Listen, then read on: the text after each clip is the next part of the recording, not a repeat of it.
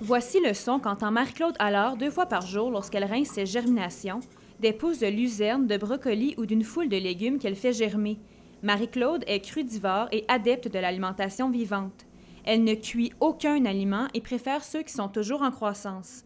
C'est pourquoi les germinations sont à la base de son alimentation. Une seule poignée de brocoli germé a la même teneur en vitamines qu'un brocoli entier. C'est une nourriture aussi qui apporte énormément d'énergie. Donc, dans le fond, c'est une nourriture qui nourrit le corps. Donc, des fois, il faut se poser la question, on mange pourquoi? Est-ce qu'on mange dans la vie ou on se nourrit? Bien, je mange cru, je vais prendre la noix, je vais la manger. Mais elle dort, cette noix-là. Donc, elle n'est pas vivante. Donc, ce que ça fait, c'est que tu vas la manger, mais ton corps va être obligé de prendre ses enzymes pour la digérer. Elle n'a pas d'enzymes à ce moment-là. Le but du crudivorisme, c'est de conserver les enzymes des aliments vivantes.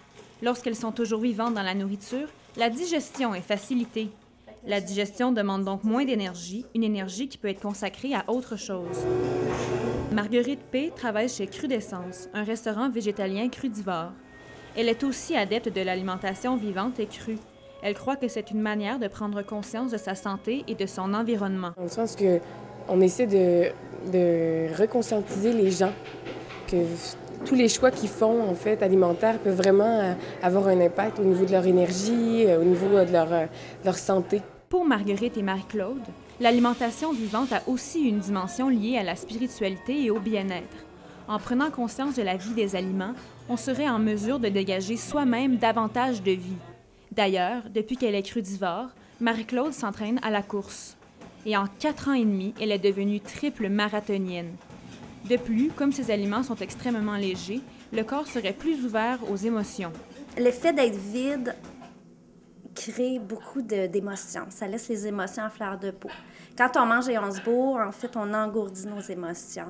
Puis je te dirais que ça te pose des questions sur le mode de vie, sur le respect de la planète. Donc oui, ça te connecte avec tes profondeurs spirituelles. Mais une pousse ou une germination, ça, c'est biogénique. Donc, ça transgénère la vie. OK? Donc, c'est vivant. Présentement, dans l'assiette, on le voit là, il est en train de pousser, là. OK? Il vit, là. Et moi, je mange la vie. OK? Donc, je mange la vie, je génère la vie. Même si certaines recettes végétaliennes crues comme les smoothies soient vantées par plusieurs nutritionnistes, certains autres sont mi-figue, mi-raisin. Une alimentation crudivore bien planifiée qui intègre les nutriments du Guide alimentaire canadien est recommandable. Mais les femmes enceintes qui allaitent ou les personnes en croissance ne devraient pas adopter ce régime alimentaire. L'apport calorique du crudivorisme ne permettrait pas un développement optimal. C'est vraiment plus une contre-indication chez les personnes qui doivent consommer suffisamment de calories, comme les femmes enceintes, les enfants en croissance, les femmes qui allaitent. À ce moment-là, si on mange crudivore et on ne va pas chercher suffisamment de calories qu'on a au bout de la journée, bien là, ça devient négatif pour la croissance. De plus, les constats sur la cuisson des aliments demeurent mitigés. Selon les crudivores, les glucotoxines émises lors de la cuisson nuiraient à la digestion. Or, selon les nutritionnistes, s'il est vrai que certains aliments perdent une partie de leurs nutriments lors de la cuisson, d'autres aliments sont enrichis lorsqu'ils sont cuits. La cuisson de certains aliments peut favoriser de la perte de nutriments, comme par exemple quand on va cuire des légumes à grande eau, on va perdre des vitamines, des minéraux. Ça, c'est tout à fait vrai.